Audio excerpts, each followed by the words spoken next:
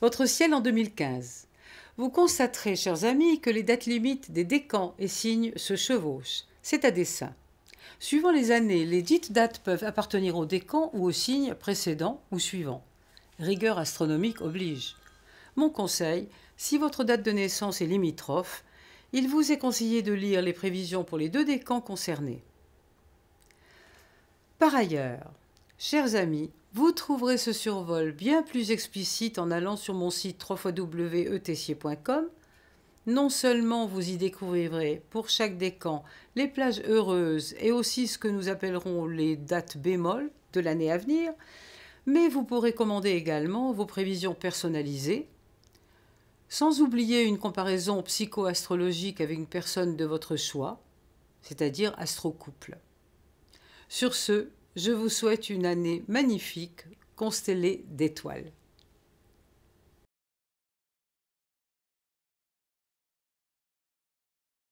Bélier.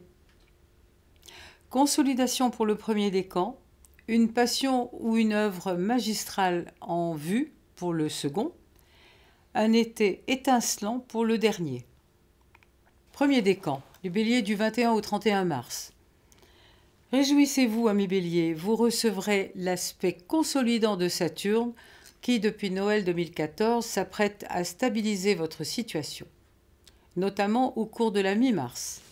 Il roulera en pointillé pour vous, encourageant les œuvres de longue haleine, notamment dans l'écriture, les médias ou la politique, pour redevenir actif fin septembre et apporter les fruits savoureux d'une réalisation ou d'une belle reconnaissance d'ici à la fin de l'année.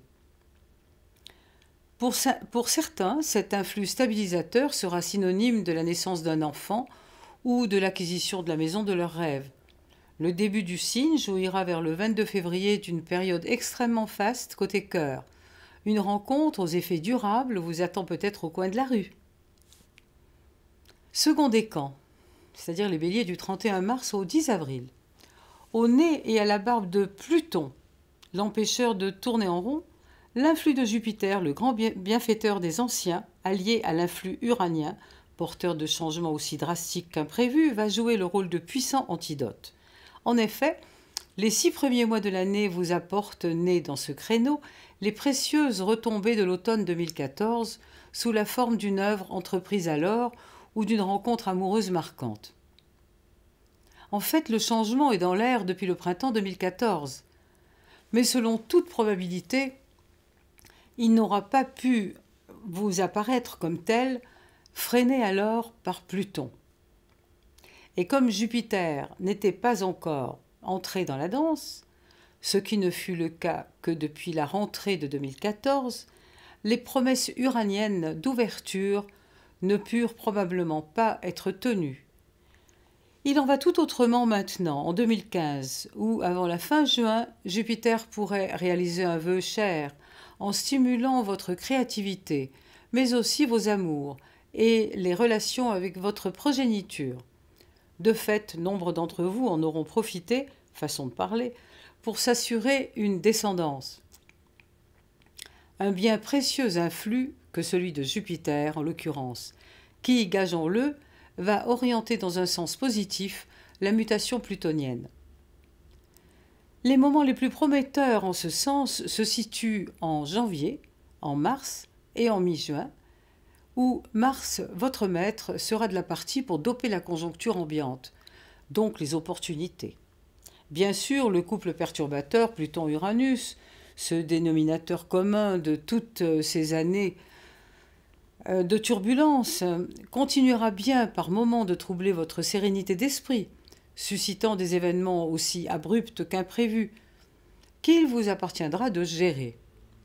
Cela se passera principalement en mars, de même qu'en juillet, et entre la mi-novembre et la fin décembre, des périodes où il vous faudra relever le défi des astres. Mais répétons-le, jusqu'à fin juin, Jupiter jouera le rôle de garde-fou, voire de joker précieux. Dernier décan, bélier du 10 au 20 avril. Une petite bonne nouvelle, vous jouirez du sextile protecteur et chanceux de Jupiter entre début juillet et la mi-août, de façon fugitive hélas. Mais grâce à votre maître, Mars, vous vous rattraperez et chausserez des bottes de 7 lieues entre le 10 et le 25 juin, où impossible ne sera pas Bélier. Même chose autour de la mi-août, avec un climat orienté plutôt côté cœur, né vers le 13 surtout. Mentionnons un bémol. Né avant le 16, vous allez vivre, à l'instar de certains d'entre vous nés autour du 10 qui ont déjà vécu cet aspect peu ou prou dissolvant en 2014, vous allez donc vivre une dissonance de Neptune qui peut troubler votre psychisme ou votre progression, voire votre santé en introduisant dans votre quotidien un climat quelque peu chaotique et difficile à maîtriser. Ce dernier peut se manifester de différentes manières. Situation opaque, voire cabale sur le plan professionnel ou financier. Ce n'est pas le moment d'entamer un procès. Recherche d'identité, vulnérabilité au vol, au cambriolage, aux dégâts d'eau. Ou sur le plan physique, au virus, possible vertige ou anémie.